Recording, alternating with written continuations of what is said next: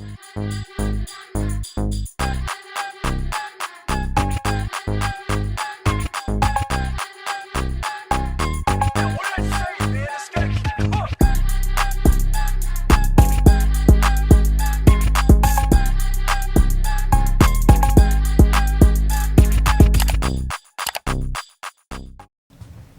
guys, welcome back to Creating Your Own Reality podcast. You're with your host, Nicole Glass. Today I'm here with a very special guest, Raedianz. We actually met here at Rec Philly where we're filming. Ray has a beautiful showcase of art, and what attracted me and what pulled me towards her was this art piece that she had with a black girl with no face and the butterfly wings. And I actually purchased one of her pieces of art about a couple of months ago, I'd say 3 months ago, and it hangs in my bedroom, and it's something that reminds me to be grateful every single day of my progress and my transformation. And a big part of this podcast has to do with creating yourself, not just creating your own reality, but creating the best version of yourself and staying authentic to yourself. As a lot of you know, this hasn't been an easy journey for me, dealing with a lot of death, dealing with the insecurities that I have being a black woman in America, and just trying to stay authentic to myself. And a big part of this podcast, I want to say, is authenticity. And I see that in you, Ray. And I am so blessed to know you. And thank you so much for coming on my podcast. Yeah, gratitude. Honored to be here. Nice to meet y'all. Peace. Ray is an artist full-time, right? Yeah, basically. And as a lot of you know that are watching, being a full-time artist can be really challenging. So one of the first questions I want to ask you is, how are you able to maintain kind of your everyday bills with... Actually, I think actually, let me fix that. I am part-time. I have 2 jobs, and I'm doing art, but I'm squeezing where I can fit. But I'm in a position now where the city is going through so many changes within COVID restrictions that I have no choice but to stay home. Okay. So at this point, maintaining my bills is going to now full throttle in the way I was working last year, but unemployment and the stipend with assisting. So it gave me a lot more confidence to feel like I had a safety net. Yeah. As well as like hella bills, because I was living on my own at the time. But now at this point, I now have a roommate, so it's like the vibe of me also having the vibe of like having the responsibility or accountability to make sure I'm on my ish. Because of somebody else being involved, I have to think about those things. I stopped going to school just so I can like focus more on the art. So at this point, I'm living on a prayer, but in the right way.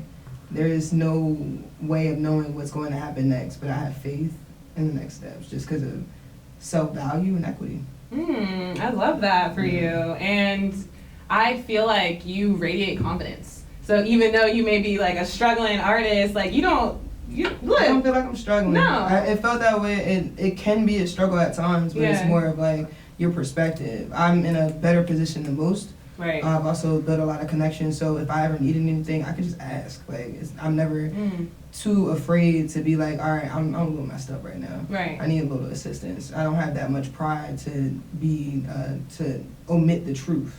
And when it comes down to it, like, it just doesn't have to be a mental pull. If I need something, I'm gonna get it. Right. And I just feel like with the age that we're in now, so many people are chasing money. And with you, I see you chasing passion. And so, like, for me, I'm still trying to figure out, I feel like there's a sense of lack. Even though I'm doing what I love, I still feel a sense of lack if I'm not making enough money, like, right now, like today. It can feel that way. The money is going to come. It's a recyclable resource, but there's other resources that are just as equitable to you living and being okay as a person. You need food, you need shelter, you need water, you need like good community and a support system, you need family, you need self-love. All those things don't always equate to bread. So it's like, if you have some of those things that are stronger, if you have family, you're always going to be fed. Right. If you got a good support system, you're always going to be well enough to make sure you good. Like, it's just, if you're always focusing on the money, that's all you're going to have. Like, and it's empty. It's pretty much because you spend it and then what else? Right. All right, you got that. Like, at the end of the day, like, money is always, you're always going to have just enough to survive. if you know how to work it well. Like, I'm in a position where I think I spent some money over the last week. I feel real good. I got my whatever I needed for my little shoot and everything to get ready for my gallery and things like that. But now I'm getting tight at the time when the work needs to start producing more. So if I stop working and stop producing the art, then I'm not going to gain anything more. Then I'm going to lose more of my value within self because I'm not producing what I think I should be. And it's not more about just getting the money, but I'm also looking to create experiences. My stuff is about mental health. If I want to work more in mental health, why am I not doing more to add to that? You know what I'm saying? So it's always just enough. So how did you get to this place where you are now with your own mental health? I actually have been raised around mental health. I lost my sister early when I was like 5. So it shifted my mom's perspective on how she wanted to see Black people get therapy. So she became a therapist. So I actually worked in her practice from like 15 till my maybe first year of college. And I was diagnosed with bipolar disorder, as was my father, at the same time. So I had to kind of understand throughout high school what was wrong, and then changing my rhetoric to then what is my superpower within this. A lot of my perspective shifted on what mental health is, maybe around, honestly, when I got in the community. Like, I was so focused on fixing myself and trying to be like everybody else and feel normal, I didn't realize what was great about myself. And I had so many people picking at that one part, like, you're bipolar, so you do this, or you are this, or whatever. Everybody had a label for whatever. And it just made it so easy to just fall into that, maybe that's true, or that has some truth to it, whatever. And when I just was able to silence the old versions that were around me, because when I moved out, I didn't have anything. Like, I didn't, my phone bill was, like, phone was gone, or whatever, and, like, no money, no nothing. Like, I had to really start over. And it was scary, don't get me wrong, but it did get me here. I had to remove everything that once was to see what I could be separate of them.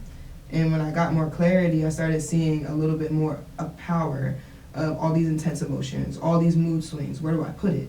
Where am I channeling it? So the last couple of years when COVID started, all I had was time to focus on myself. I lost a lot of weight around that time, and it was easier to listen to my intuition or hear myself. A lot of my nutrition changes definitely changed my mindset for the better, and then I was able to push forward consistently after that to kind of dissect behaviors I didn't know were real or not. And I think a lot of my diet, my sleep, my hydration, my support system, a lot of those things were making it difficult to see what was real and what wasn't. You just said a lot right there. It's a lot to unpack. Oh my God. Psychology. Yo. So my shit. My piece, like the butterfly, the girl in the middle, I know you said that was you when I purchased it. So what does that mean to you? I actually that was one of the first pieces I created when I first started painting in Philly. And I think that was, I was still living in a weird situation at the time, and I was looking for money. I was painting for money. And I remember my friend Brianna brought that joint. Shout out to Bri, she got a baby now. We love you. But I painted that freely, and my mom's hair is actually just like that. The crazy thing about that texture, my hair does not look like that. My joint is a fro. But like, I always have a weird structure to Amazonian looks, just because of her. So I resonate with butterflies a lot, and that piece definitely just made me feel at peace. But I noticed even the difference in how it evolved. From how I painted, it was really anxious. I didn't want to go outside the lines. I wasn't good at layering or allowing it to be a fluid experience. I wanted it to be perfect, and it still had its own flaws. And I feel like once I started recreating it, it started looking a lot better. And then I was able to make the graphic. But I really love butterflies. I feel like the biggest phrase that I appreciate within growing within self is cracking the chrysalis. And there's so many metaphors in that. Like, you didn't just allow the painting to flow. You wanted it to be perfect, and there were still flaws. And there's a metaphor within itself. Like, for me, in my journey, I feel like I really resonate with you when you said you were seeing yourself through other people's perceptions. Yeah, and then that was almost putting you in a box. And I feel like when I was growing up in white spaces in boarding school. So from 13 to 21, I was being watched by white teachers. I was consumed, like the only Black girl in my whole class. So it was all I knew, and I'm seeing myself through their eyes. And so I saw myself as like inadequate. I saw myself as not smart. I saw myself as like small, and trying to be perfect for them, and it still wasn't good enough. So like just hearing you say like you had to break out of that, I feel like that's what I'm going through right now. And like this is the type of content I wanted to create for the young girls of like At the Well, my family's nonprofit, because I wanted them to see like, you know, you don't have to be what other people think you should be. Like we're creating a whole different version of what humans look like right now. If we keep trying to conform to old versions or things that we think are normal, that's when we start messing up. Like I've never met another woman like me. I've met reflections that look similar. I don't know nobody like me, and I'm glad about that. Right. But we're one of one, each and every one of us. We have similarities. We have people that look like us, our family, things like that. But when you wake up every day and do what you do, the way you do it, that's you.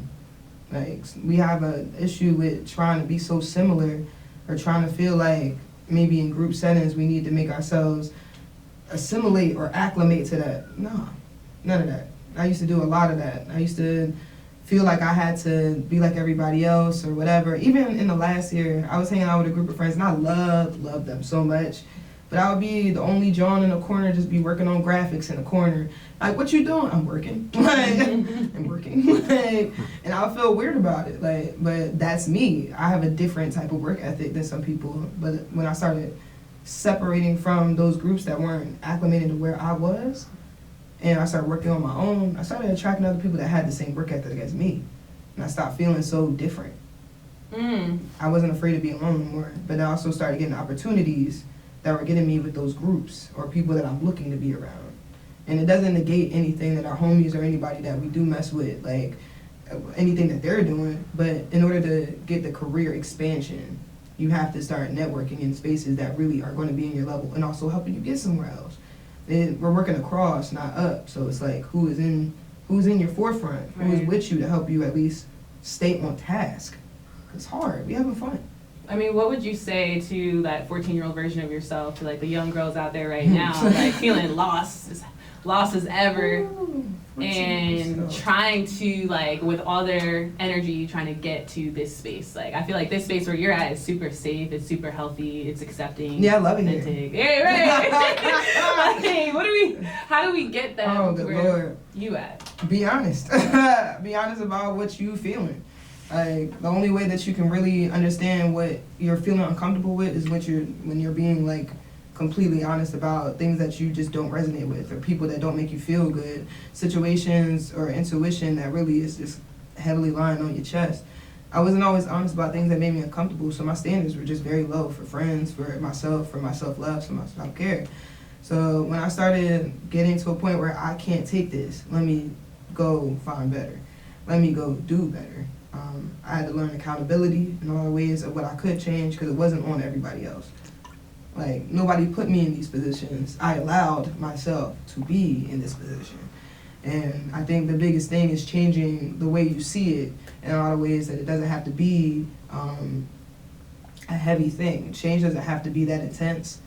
And at times it is, don't get me wrong. But just, I guess, I don't know. It's so many different things that come with this. Yeah. I went through a whole complete transformation. If anybody had met me from like 2016, 2017, I am not the same person in so many beautiful ways. And it was just more lovely intention, but poor execution. And I wanted so badly to have it one way, or to heal my trauma in the way that I thought I deserved, that I couldn't see a lot of the beauty that was already around me or in the moment. So I say just enjoy yourself. You're going to learn a lot. So just have fun while you're on this rock of a planet and kind of make it up, because we're all making this shit up. All of it. We're making it all up. Yeah, we're creating our own reality, back to the title of this entire podcast. So I love that. I'm going to pivot, Ray, because all the information you said is so valuable, and I hope that people are really listening. And I want to ask you about your art and where you see yourself in the next couple of years, or this year even.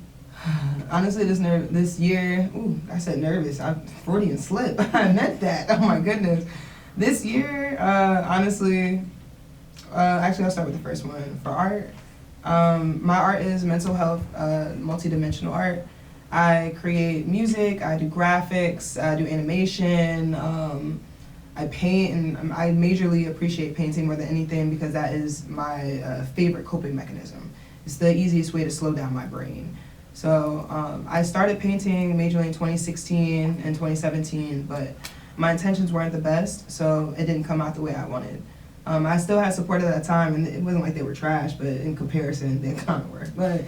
But when I started painting in 2020, around the time when we were in a very civil unrest, and there was no reason to be crazily outside while everything was, like, all the fireworks and everything were going off and stuff, like, because I was doing Uber Eats, I think, at the time, and then I think I got caught in July, like, the fireworks on my bike, and it was like everything blowing up in front of me. I was like, I'm not going out and doing this again. So all I did was just paint. And I think what got me into it was I broke my phone last year.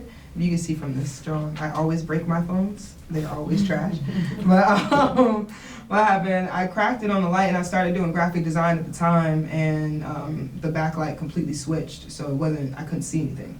So I had to get a replacement, and I had to bike all the way to UPS, 50-minute ride, and then stand in the line for 45 minutes, and they still did not give me that phone. So I was really upset, and I cried, and I kicked the trash can. It was really loud, and I felt really embarrassed, and I was just so upset. And when I went home, I'm on my bike, and it's a 50-minute ride, mad as hell. I'm just like, ugh. And when I came back around 38th and Chestnut, it was a protest. And I was just kind of watching, because there was so many people, and like all the protests were full at that time. It wasn't like anybody was half button at all. It was full. So like just watching all those people go through, I was just like kind of in awe. But then I saw a homie from high school that I played flute with randomly, right? And I was just like, oh, what's up? And then we said hi or whatever, and I bring my bike over to her, and then they stopped. And that was the end of the drawing. But how they ended it was doing a 13-minute, it felt like a meditation for me. But they stopped and they sat in the street for 13 minutes right when I came up. And I had to sit in silence with my thoughts. And me not being able to get my phone didn't seem that deep no more. And I had to kind of settle within that because of how easily I got upset and how easily I allowed that to move me. So when I got back home after that, I just painted me crying. And when I first started my art journal, it was called Cry Baby Ray Creations, because I'm sensitive. So like, that was the first time I really sat and painted something that was like, this happened and I felt this way. And I've been able to like really be able to channel all that stuff into the art from like what I'm feeling. And I think that's how everything kind of started from there. And I've been able to like really I've had a lot of things happen over the past couple of years that really made me who I am, but a lot of stuff hurt. And I had nowhere else to put it, but I did in a lot of ways. So. Oh my gosh, well I'm so proud of you, and like wherever you want to be, I hope you go. I wish you the best of luck with whatever you're doing. Like you're one of the most authentic people I've met at Rec. Like I could tell like every fiber of your being, like you are this person. You know, I don't feel like I'm not getting the fullness of you just in every conversation when I just met you. So I wish you the best, and if you guys want to support Ray, you can click the link in the description and buy her art. I'm gonna put a link down there. I would absolutely love it if you could purchase something, guys, just so we could all support each other. And if you also want to follow her, I'm gonna put her on her social media down there as well. You have Instagram. I have Instagram too. I also have a website, Raedianz.com, and I also have a gallery on the 12th of February. So ultimately, if you want to buy that or see the remnants of this, if this comes out after that, then feel free to hit me up. It's all available. Thank you so much for coming on to Creating Your Own Reality podcast, and I'll see you guys next week. Next week.